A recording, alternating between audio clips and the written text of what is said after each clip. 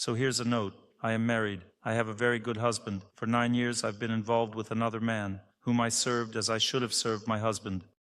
This caused a deep attachment from that other man. The connection between us has not been on a sexual level for a long time. He constantly says that he loves me, wants to marry me, have children with me. He is married, but his religion allows him to take a second wife. I want to start an honest, faithful life with my family. I've already told that man that we need to stop. He's not ready to let me go. I'm also very attached to him, but I just cannot continue living like a dirty pig. Good, that's right. What should I do? Pray and everything unnecessary will fall away by itself? I've realized all my mistakes. I will never cheat on my husband again. If you had truly realized it, you would already be calm.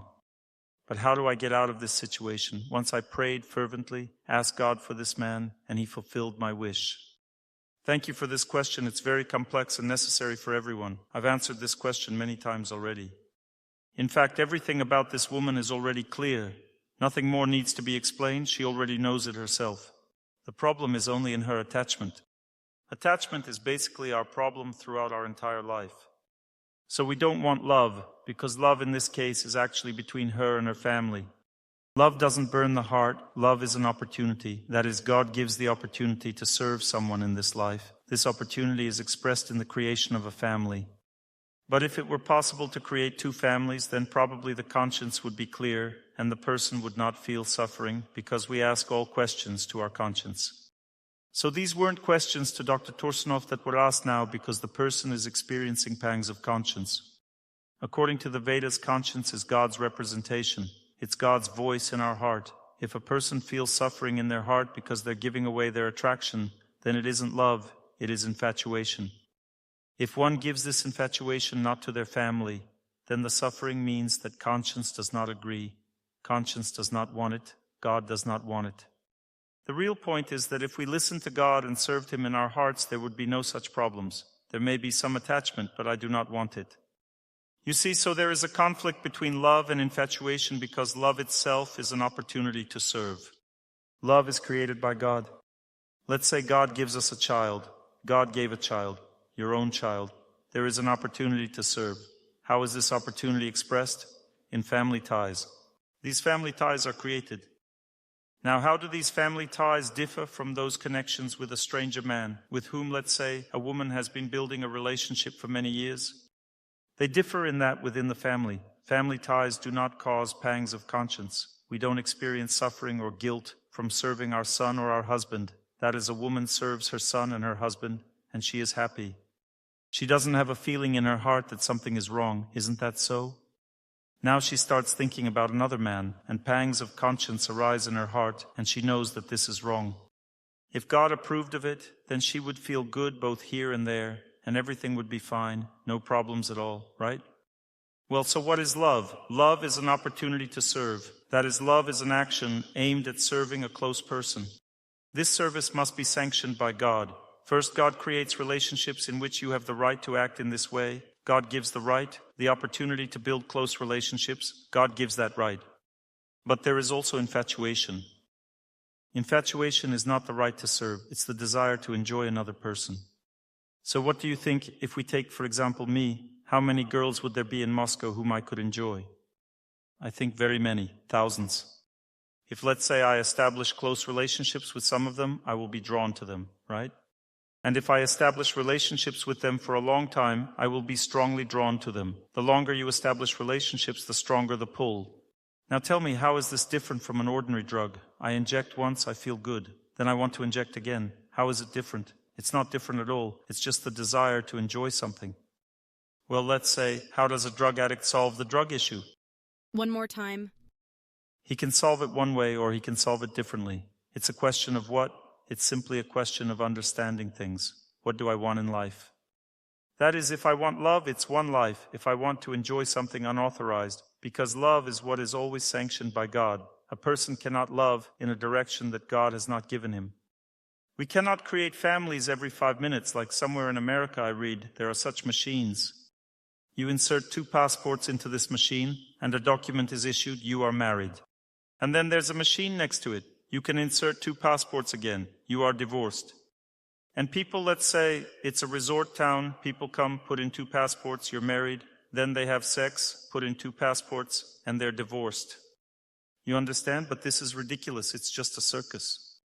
We all know perfectly well that when people create a family, they feel that God wants this, they like such a life, they like such relationships. Therefore, close relationships between people should be sanctioned by higher powers, sanctioned by God. Close relationships should be sanctioned by God. If they are not sanctioned, then it is impossible to build love in this case. It will only be attachment, enjoying another person. For example, I found a man with whom my inner energies coincide. Harmony appeared, right? But God did not sanction this relationship. If He had sanctioned it, then I would not have married my husband and had children with him, but would have married another person with whom there is more harmony. If we reason that this is exactly how God acts, then an interesting logic emerges which often works for people. What kind of logic?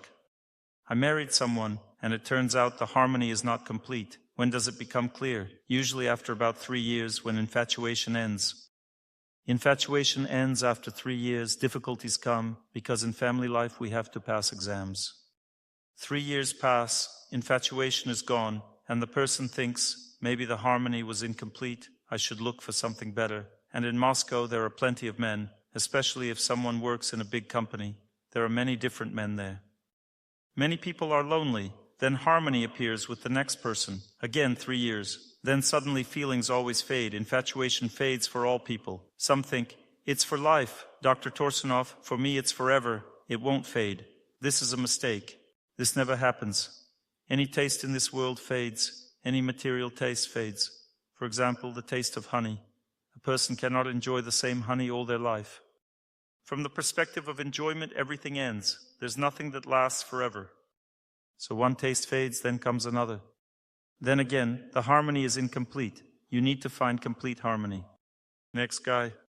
You understand? If everything were that simple, people would probably live that way. But the problem is that when you leave someone, it creates psychological trauma.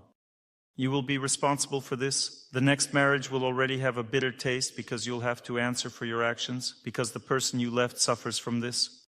So this is the logic. I found my soulmate, finally found them. My husband is not my soulmate, and the child is not my other quarter, but this one is my soulmate. Why? Because from him it started and continued. That means it's enjoyment. So you see, this energy of enjoyment is not sanctioned by God. What God sanctions is the opportunity to serve. To serve means to care for a person, to do something good for them. They develop a feeling of gratitude in response. This gratitude makes them also do something good. This is how people begin to feel that they need to be together. They develop a bright feeling toward each other. This bright feeling has nothing to do with sexual arousal. It's a different feeling. Sexual excitement begins first in relationships. This is the beginning of relationships. Then there will be different relationships. They will be brighter, purer, sublime. Such relationships should exist in a family at least, and then families are preserved. In our country, 80% of marriages end in divorce. This means people have the wrong concept of what family is. People mostly want to use each other for pleasure. When the pleasure ends, goodbye, that's it. And now this woman, I am very grateful to her, wrote me this letter because this letter is her revelation, her making amends. Imagine revealing the situation in front of everyone. It's not simple, right? This act of making amends will give her the opportunity to overcome her fate because the situation is not easy. She is now facing a test between love and the desire to enjoy. This test can only be passed with the help of prayer, because the energy of love is a force that is not accessible to a person, to any person, just like that. It's a mystery.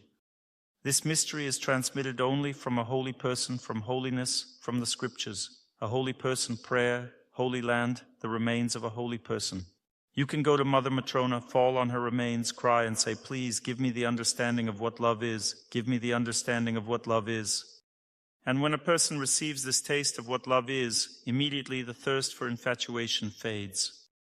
Just as when someone tastes something sweeter, they no longer want the less sweet. When you try something sweeter, you don't want what is less sweet anymore. In the same way, infatuation, this thirst, this burning desire, is a less sweet taste. Pure, sublime relationships with a loved one, with children, are sobering. This is a sweeter taste, more sublime, it cools the psyche. Infatuation heats up the psyche. the mind becomes uncontrollable. Such a person experiences burning. That is, they burn, they want to meet with this person, enjoy them. But when a person builds honest, pure relationships that are pleasing to God, builds them with a loved one, what happens?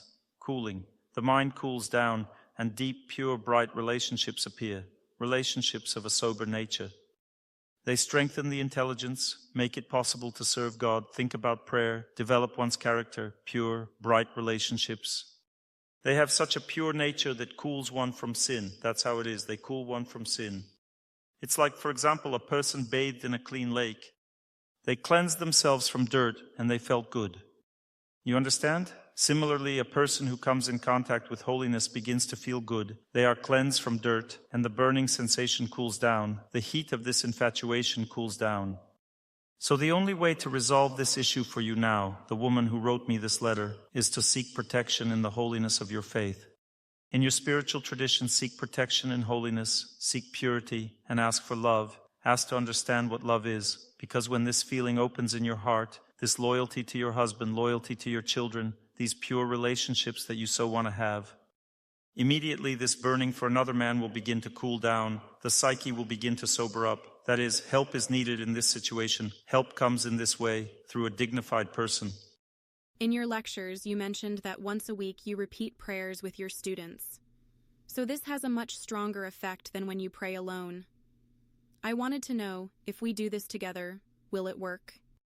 Yes, it gives strength, joint prayer. Together gives strength. Even when Vyacheslav and I repeat prayers together, it's already easier, already stronger. He has his own strength, I have mine. We unite, and it becomes easier. This is better, definitely better. 2 or 3 people with friends is very good. You will discuss it afterwards. First read some preparatory instructions before prayer starts, then pray for some time.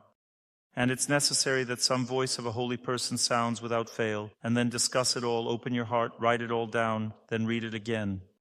Then once a week, if you gather, all your problems in life will be solved. Can I do this with my husband? You should do this with your husband, not can, but should. This is real family life, praying together. This is what defeats fate. I'm asking again about children and games. How do computer games harm, and do they harm at all? In general, a child needs to play something. They cannot live without play. Children need games because they believe in happiness in this world.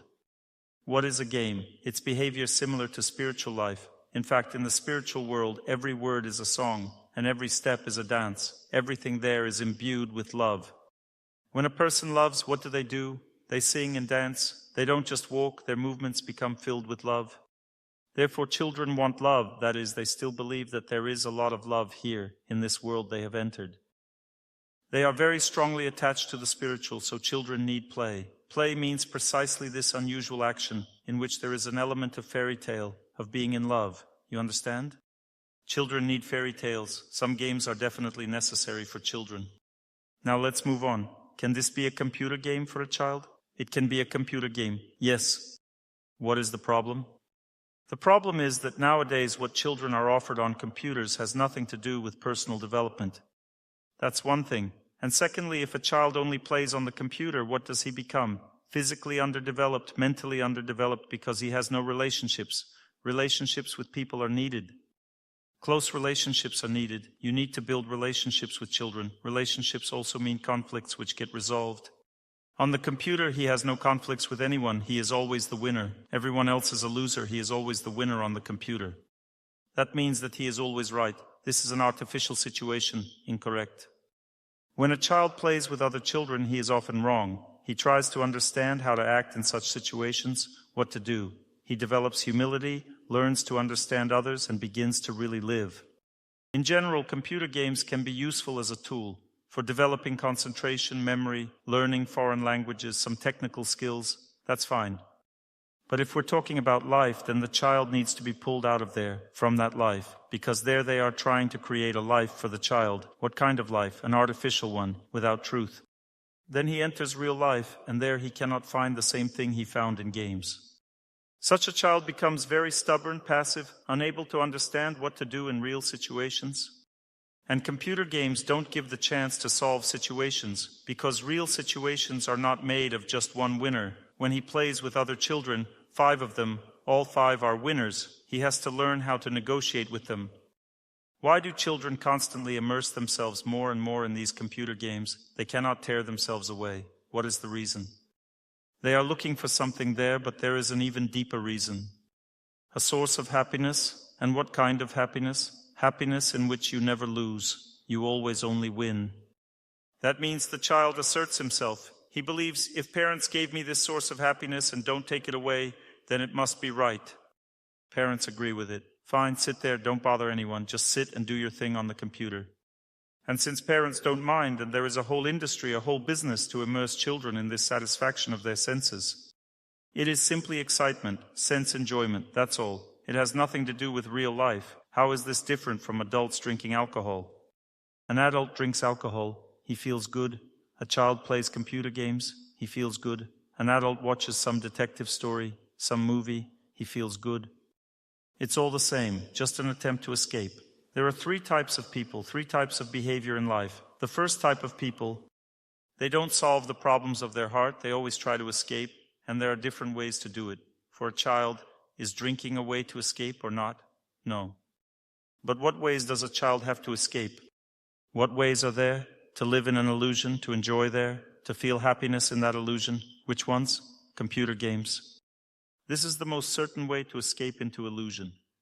Adults have more options. Let's say an adult can play computer games, watch movies, drink, immerse themselves in sexual pleasure, travel to islands, gamble in casinos, ride roller coasters or ride something else, fly, somersault. There are many, many different ways not to solve problems, but to drown them out with pleasure. Let's say you all came here to solve problems, to this lecture. I'm very grateful to you. This means that I am not living my life in vain. You give me the opportunity to live. But I could do it another way. I could tell you, actually, there will be no lecture today. Today there will be a concert. You see, and I would start dancing. Everyone dances with me, and everyone is happy. Is the problem solved? Everyone leaves happy. Dr. Torsunov danced. Is the problem solved? No. Therefore, according to the Vedas, the first way to solve a problem is highlighted. The first way, to forget oneself. It is called life in ignorance. A person who tries to solve problems by escaping gradually goes into degradation without even realizing it. Because life in degradation steals a person's intelligence, and a person in this oblivion gradually loses understanding of what life is. He just wants to play at life, he doesn't want to live. Sobriety is lost.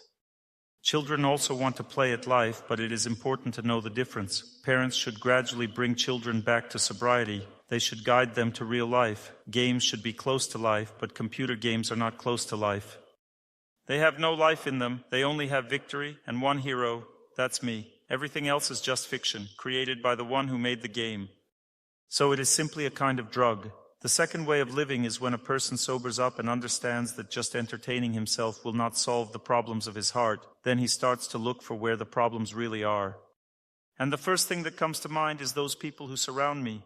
So that's who is really to blame for my fate. They are the ones causing me problems. And a person begins to try to change other people. This is life in passion. A person in passion constantly fights with everyone, proves that he is right, that everyone else is wrong. Well, this is already a more sober life. At least after some time you can understand that you can't prove anything to anyone. Others can also try to prove their side, and it all ends sadly. People, by making efforts against each other, cannot truly prove anything to each other. The third way, life in pure goodness. To understand that I am the source of all my problems. This is a great secret. It seems impossible. How can I be the source? Look at how my wife behaves. How can I be the source of the problem? It cannot be. Well, just look at how she behaves. With deep analysis, a person begins to understand that he himself has a bunch of problems, but he cannot see them. It is very difficult to see your own problems. Let's say a man often hurts women with his words, with his behavior. But he doesn't understand this. A woman is very sensitive by nature. If he speaks a little roughly, she already feels bad about it. But he thinks, these are your problems, what about me? I'm behaving normally as usual. You understand? That means that he doesn't think she has any problems at all. He's just behaving as usual. Why are you stressing? I spoke to you normally. She says, speak to me gently. I can't live like this. I spoke to you normally. You see, he does not think there is any problem, but for her, that tone of voice causes real pain. That means that men have problems, right? Women, do you agree? Yes, all women agree. This is a big problem with men, do you agree?